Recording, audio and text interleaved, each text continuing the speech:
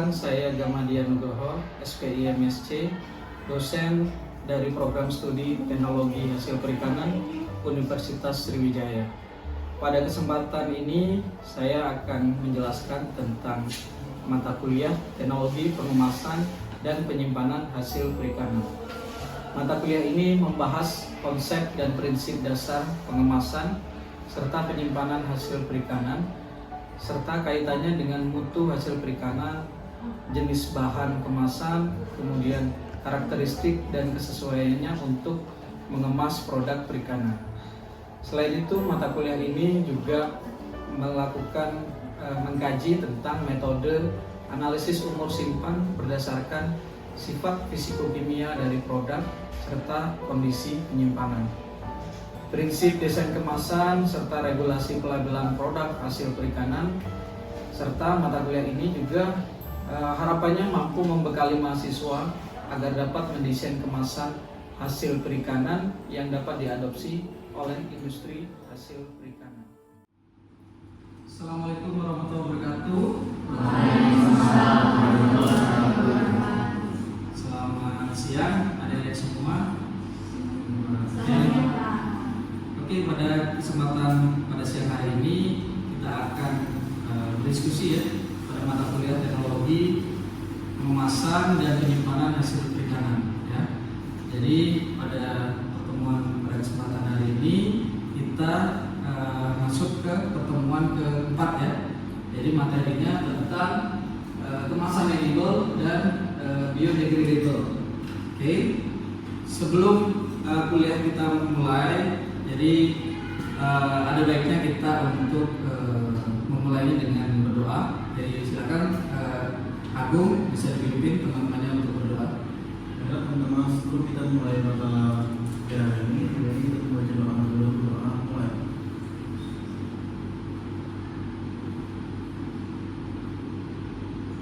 Doa selesai. Oke, baik, terima kasih Agung. Oke, adik-adik, ada yang tahu nggak apa itu biodegradable? Silakan, Adelia. Biodegradable itu adalah wadah atau bungkus yang nyaman dan dapat terurai oleh mikroorganisme. Oke, ada yang lain? Sebelum kita masuk ke materi, Bapak pengen tahu nih pengetahuan kalian tentang biodegradable. Ada? Ya, silakan. Biodegradable itu adalah material yang mudah terurai yang dapat secara alami oleh mikroorganisme menjadi air, karbon dioksida dan juga biomasa. Oke, good. Oke, adik-adik, kenapa kita menjadi penting ya untuk mempelajari materi kemasan edible dan biodegradable? Oke, kita lanjut ke slide selanjutnya. Yang pertama itu kita tahu sendiri ya. Jadi semakin banyaknya penduduk di dunia. Dari situ dari data yang ada itu lebih dari 50% itu produk pangan dia dikemas dalam kemasan plastik yang dia sifatnya non biodegradable. Jadi biodegradable itu sendiri adalah kemasan yang mudah untuk terurai ya, karena dia sifatnya alami, kemudian tidak butuh waktu yang lama kemasan itu untuk bisa diterurai oleh alam ya, karena dia bersifat alami. Jadi kenapa kemasan plastik atau yang bersifat non biodegradable ini mempunyai dampak yang negatif ya, terutama bagi kesehatan dan juga bagi lingkungan ya. Yang pertama bagi kesehatan. Jadi teman-teman perlu tahu sudah banyak penelitian yang sudah menemukan bahwa kemasan-kemasan yang non biodegradable ini dia bisa mencemari lingkungan ya. Dia karena dia sekitar ya, bisa ke perairan ataupun di tanah seperti itu ya. Kemudian efeknya apa sih? Kenapa harus dihindari penggunaan plastik atau kemasan yang non biodegradable? Karena pada beberapa kasus ya ditemukan bahwa penyebab salah satunya untuk kerusakan hormon di tubuh manusia itu ternyata disebabkan oleh salah satunya oleh efek dari penggunaan kemasan yang plastik non biodegradable ya. Jadi dari situ jadi mempengaruhi hormon dan juga akhirnya berefek kepada apa? Dia bersifat pemicu kanker ya.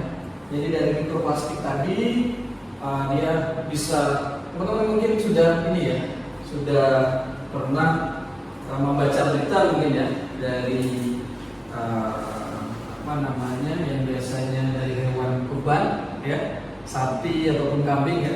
Ternyata setelah diteliti beberapa komoditas hasil peternakan itu ternyata sapi maupun kambing dagingnya itu mengandung mikroplastik ya. Jadi memang karena sudah kemasan plastik ini sudah mencemari lingkungan, jadi seperti kambing kemudian sapi itu memakan tidak hanya rumput nih sekarang nih, tapi juga plastik-plastik yang yang ada di sekitar lingkungan yang tidak dibuang pada tempatnya seperti itu. Jadi dia menjadi cemaran mikroplastik. Begitu juga dengan produk hasil perikanan ya. Jadi teman-teman jangan dikira kita misalkan kita membuang sampah plastik ya yang sifatnya non biodegradable itu ke lingkungan perairan itu tidak berefek terhadap komunitas di perairan ya.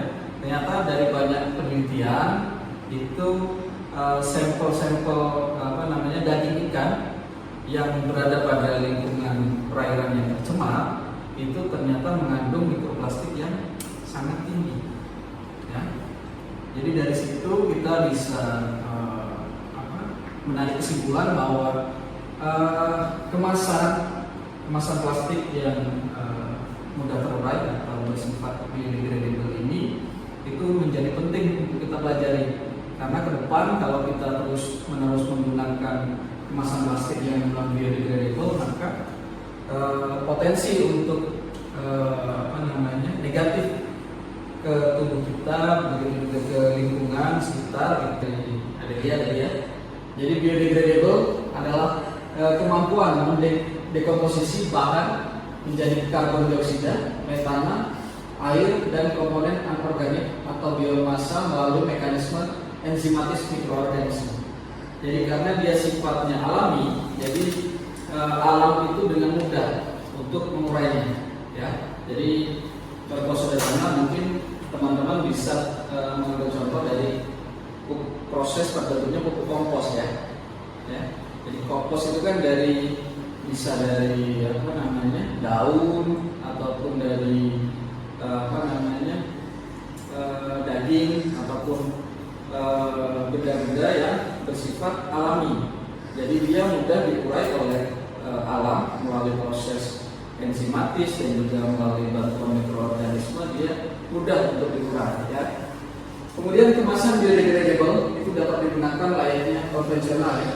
Jadi bisa nih digunakan seperti kemasan-kemasan yang sudah ada di pasaran ya.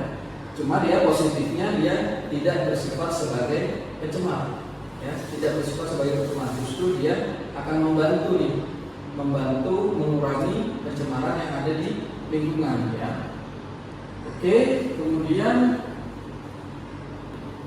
seiring dengan kesadaran manusia terkait masalah pencemaran dan juga kesehatan pada manusia ya, maka dikembangkanlah jenis kemasan dari bahan organik, dari bahan yang bersifat alami ya, dan berasal dari bahan-bahan terbarukan atau renewable ya, dan juga dia bernilai ekonomis. Kenapa bernilai ekonomis? Karena yang kita tahu kemasan-kemasan yang ada di pasaran itu harganya murah ya, benar ya. Plastik itu kenapa dipakaikan plastik? Karena dia harganya murah. Jadi kemasan-kemasan biodegradable itu diusahakan dari bahan baku yang secara ekonomis mudah didapat dan dia harganya murah. Jadi dia tidak kalah nih ketika bersaing dengan kemasan yang sudah ada di pasaran. ya. Oke, ini ya awal mula dari kemasan plastik. Dia merupakan polimer yang bersifat non biodegradable ya. Dia bersifat non biodegradable. Dia akhirnya mencemari lingkungan ya. Nah dari situ bagaimana kita mencoba mencari solusi ya. Diharapkan dari mata kuliah ini teknologi pengemasan dan penyimpanan hasil perikanan kita bisa sebagai akademisi bisa mencari solusi ya. Mencari solusi agar kita bisa menggunakan bahan baku yang bersifat organik dan renewable yang nanti digunakan untuk menjadi kemasan ya. Kemudian nanti bisa menjadi edible packaging. Ada yang tahu edible packaging? Silakan. Silakan. Ada yang tahu apa itu kemasan edible? Ya, silakan ada mungkin.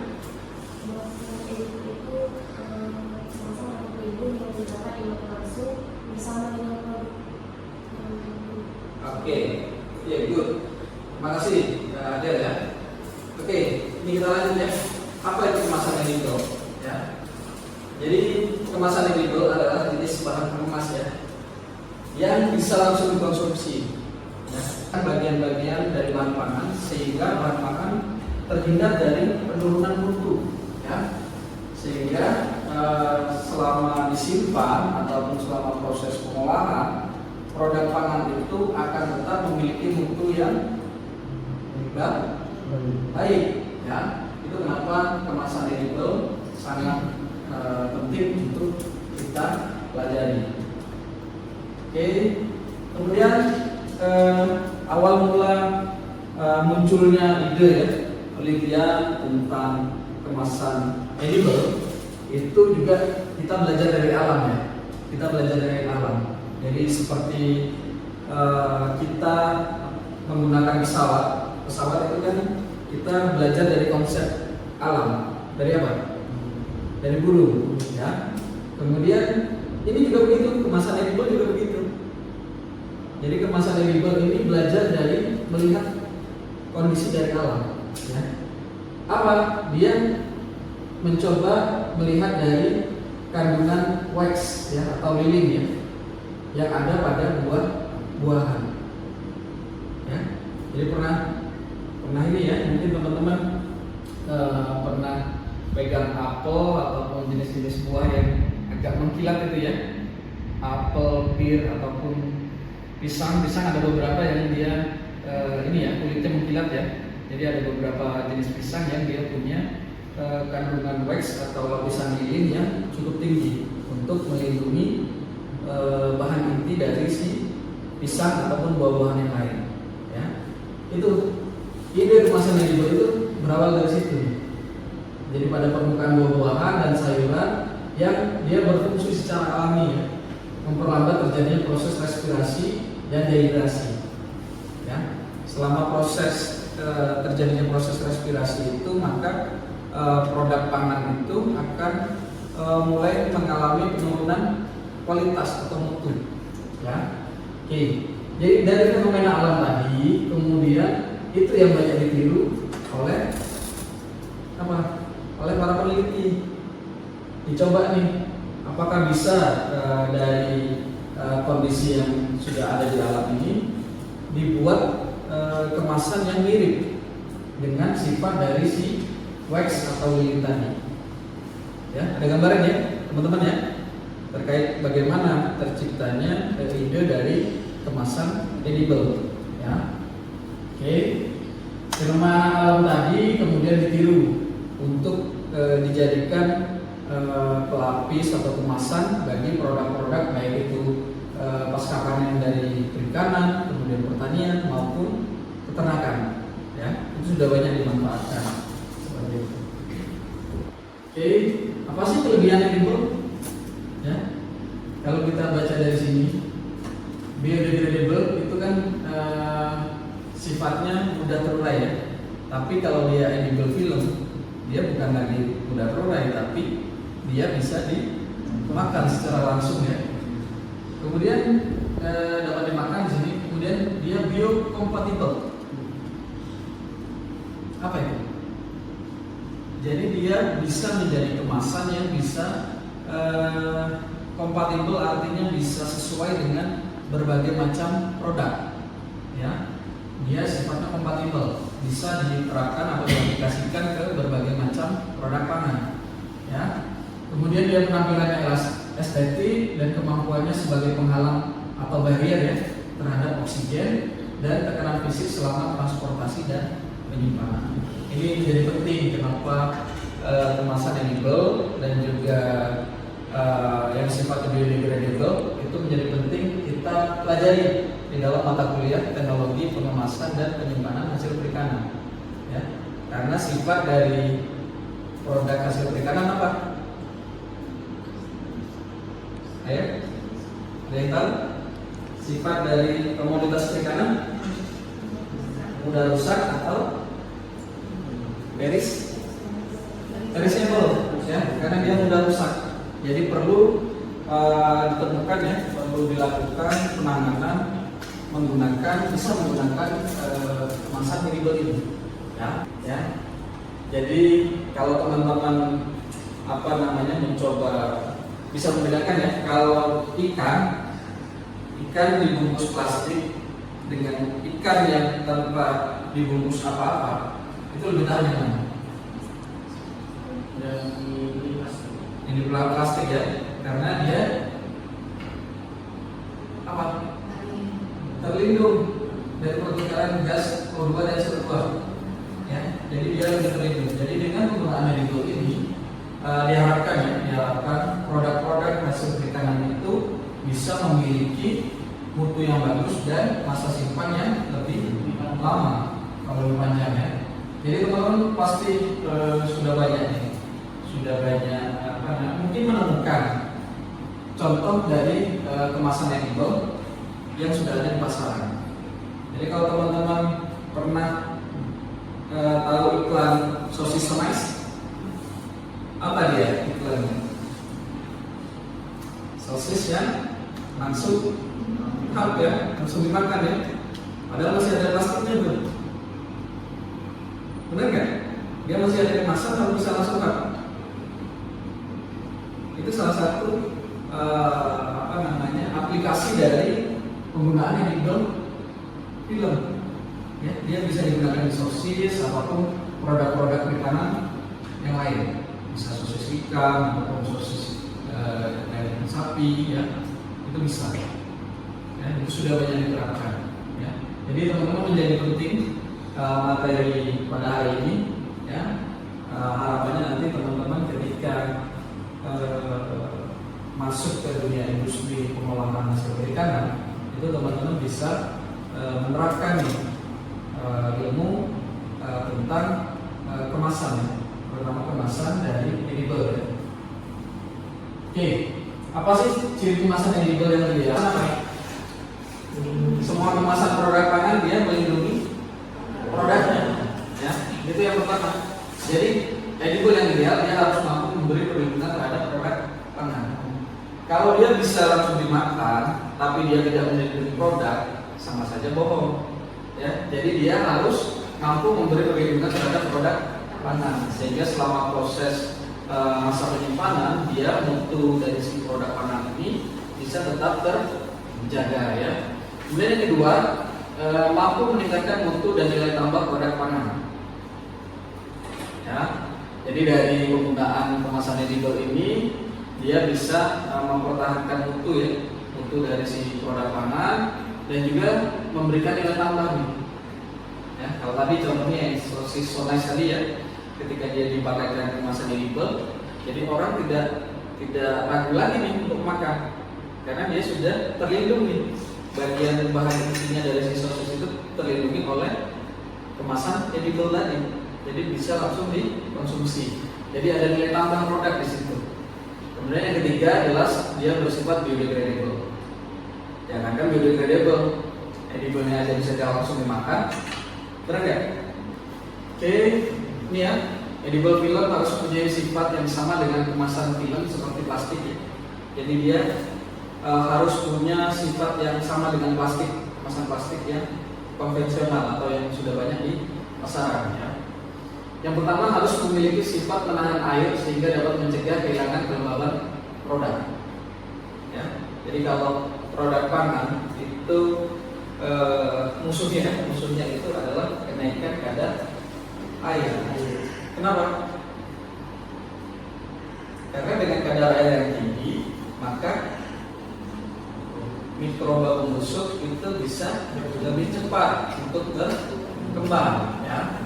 Kemudian yang kedua, dia memiliki permeabilitas selektif terhadap gas-gas tertentu. Ya, dia menjadi ibarat kata menjadi tameng ya, menjadi tameng agar si produk pangan ini tahan terhadap gangguan dari gas-gas tertentu. Kemudian yang ketiga, mengendalikan perbedaan padatan terlarut untuk mempertahankan warna, pigmen alami dan gizi. Ya. Jadi kalau teman-teman contoh tadi di sosis ya. Jadi kalau dia dikemas dengan kemasan edible, dia berubah nggak warnanya?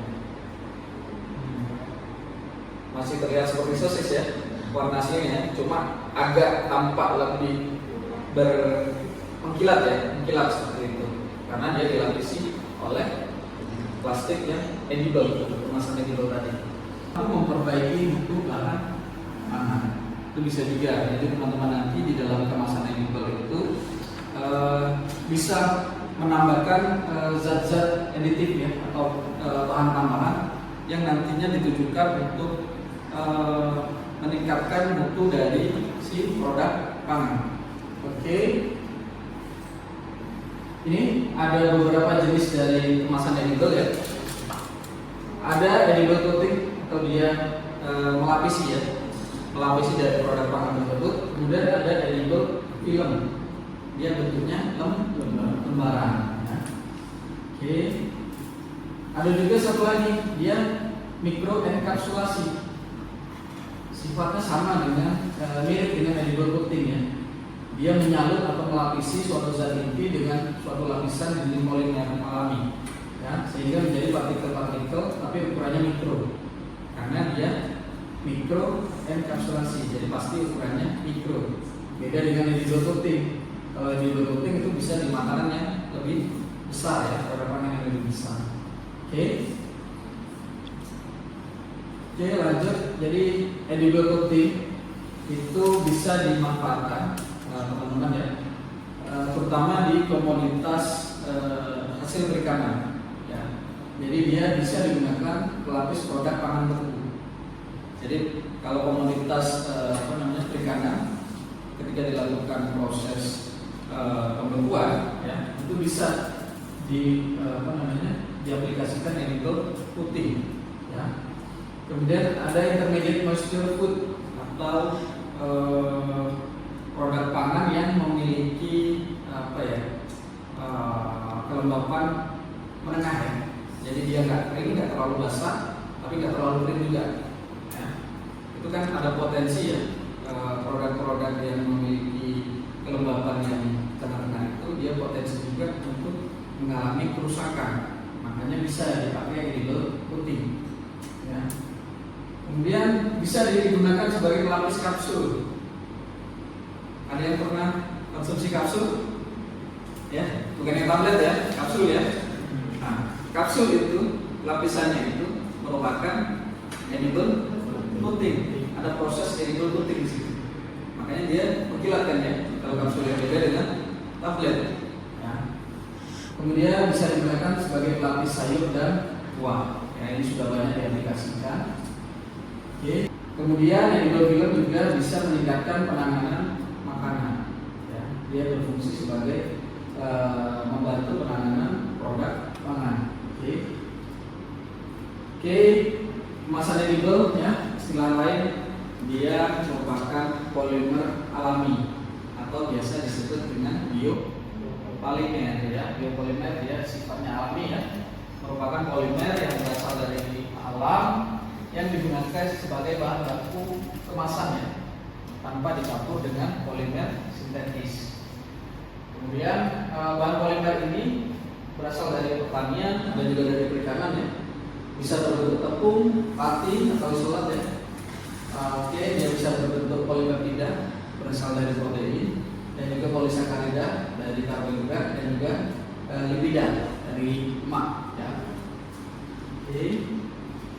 Oke, komponen yang cukup besar dalam pembuatan edible film itu adalah plasticizer ya.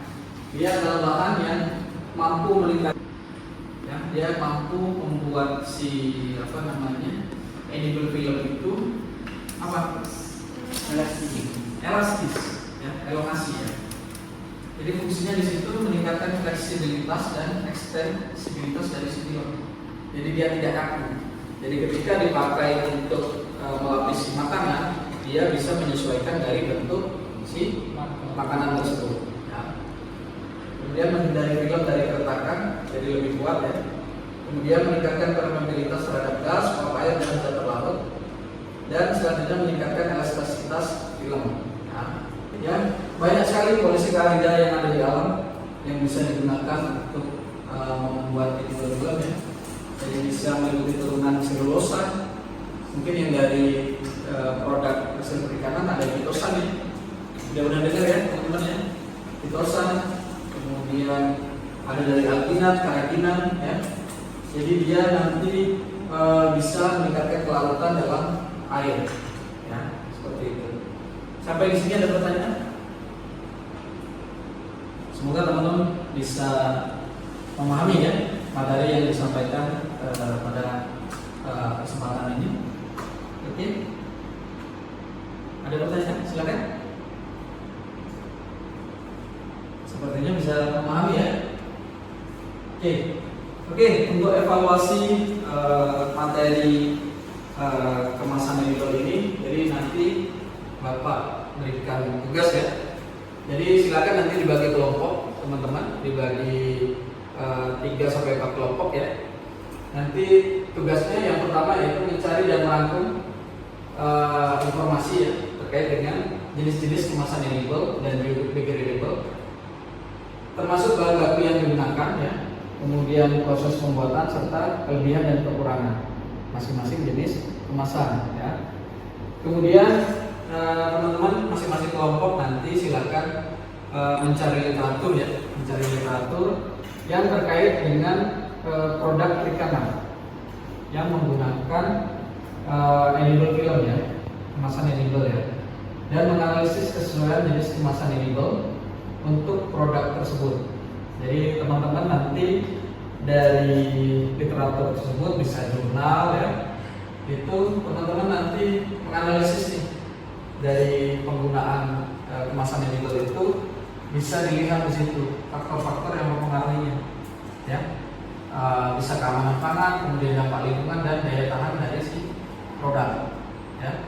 Oke, bisa dipahami ya. Oke, itu untuk tugas sebagai bahan evaluasi dari pertemuan pada kesempatan hari ini. Oke, bila tidak ada pertanyaan, saya cukupkan untuk diskusi pada pagi hari ini. Sekali lagi saya ucapkan terima kasih teman-teman atas kehadiran dan perhatiannya. Semoga materi yang saya sampaikan bisa bermanfaat ya untuk teman-teman semua. Saya akhiri, terima kasih. Assalamualaikum warahmatullahi wabarakatuh.